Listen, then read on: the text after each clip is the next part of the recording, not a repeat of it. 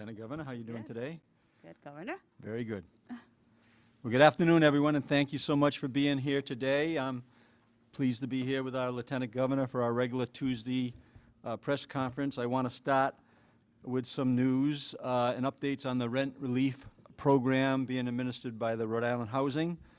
I know it comes as no surprise that to anyone who's been following that I've been frustrated with the pace that the money has been dispersed, but I think that we're starting to activate an effort. We've had conversations with the White House advocating for changes in regulations of the program and the guidelines so that we can get money out quicker to the people who need the money. So I'm pleased to report today that over $50 million has been approved in rental and utility assistance to nearly 4,600 renter households.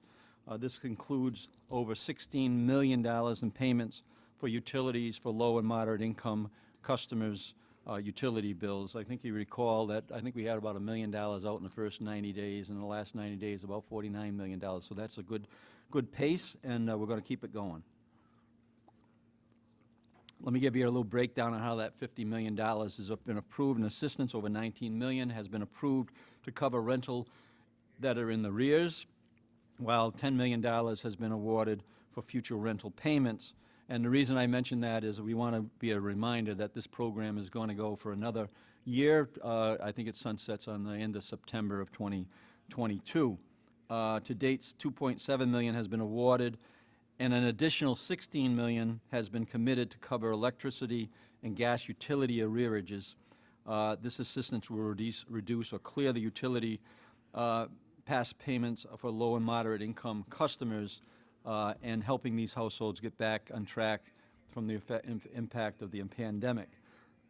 Recent changes to the program requirements and review process have helped streamline the approval process and get more funds out the door. Weekly funding approvals averaged $500,000 in June of 2021, increasing to $2 million in August, and now we're averaging about $1 million a day in approvals. So thank you to the Rhode Island Housing and all the advocates, including the Lieutenant Governor's office, the speakers, the Senate President, are all taking a special interest in this program. Right now, the average assistance approved per household is $7,678. Very good progress, as I've said, but we need to keep on pushing hard. And we encourage anyone who is struggling with their rent and utility bills to reach out to the Rhode Island Housing and apply for these funds. We've directed Rhode Island Housing to get these funds out the door to Rhode Islanders who need it most as quickly as we can. I just had a meeting with our community action program partnerships in the communities who believe that they can play a role in getting these dollars out in a way that they haven't been included. So I've asked our office to set up a meeting with Rhode Island Housing and the CAP programs in the state so that we can discuss how we can get the money out the door. I mentioned that because if you happen to be a nonprofit who believes that they, or a municipality who believes that they can get these dollars out to the people who need it on rent assistance or utility payments, you should let us know, and then we'll put together the meetings that can kind of move that forward. If in fact you are someone that can get it out, if you are, we want to know who you are, and we want to make sure that we get those dollars out. There's more dollars coming, and we want to make sure we take full advantage of keeping those dollars in Rhode Island, just like we did when we kept people connected to the unemployment benefit through Labor Day.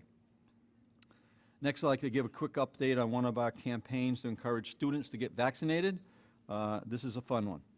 We held our first family vaccination day of action at Providence Career and Technical Academy in Providence. That was Commissioner Infante Green with her team at RIDE partnering in with the Department of Health, and of course with our Lieutenant Governor playing a major role in getting that off the ground. A joint effort that we're very happy to do, along with a community partner with Power 101 Radio as being a media partner on that. Fidelity also generously donated Apple AirPods to raffle off students and families who signed up to be vaccinated, and also we partnered with Dunkin' Donuts. And I mentioned Fidelity, just an off-site. Fidelity actually announced that they've moved from 500 jobs to 850 jobs. They just opened up their headquarters, reopened their headquarters after the pandemic in Smithfield. I was there, I think, yesterday. And so people who are looking for jobs, Fidelity's looking. And if we can connect you in, that would be good for all of us. So there's a lot of excitement around these clinics, and so we vaccinated almost 100 people on that day, and as we continue to get the numbers up, and this is a good point to kind of just outline, as I have every week over the last few weeks, to talk about where we were in March and where we are today, right? So in March, in the summary, we were one of the highest infected states in the country. We were had one of the highest, if not the highest, death rate in the country, and we had the lowest vaccination rate in the country. Today, we've reversed all those things, right? And those numbers continue to be very strong as we fight the Delta, and there's no one that's done it better in the last 7 months than the state of Rhode Island. And so today, we're in fourth in terms of vaccination rates. We're virtually in the dead last area where we want to be in terms of infection rates and in death rates. Those are things that we need to keep on repeating, because that's the reason that right now Rhode Island is leading the Northeast in terms of the economic recovery, and also fourth in the country on economic recovery.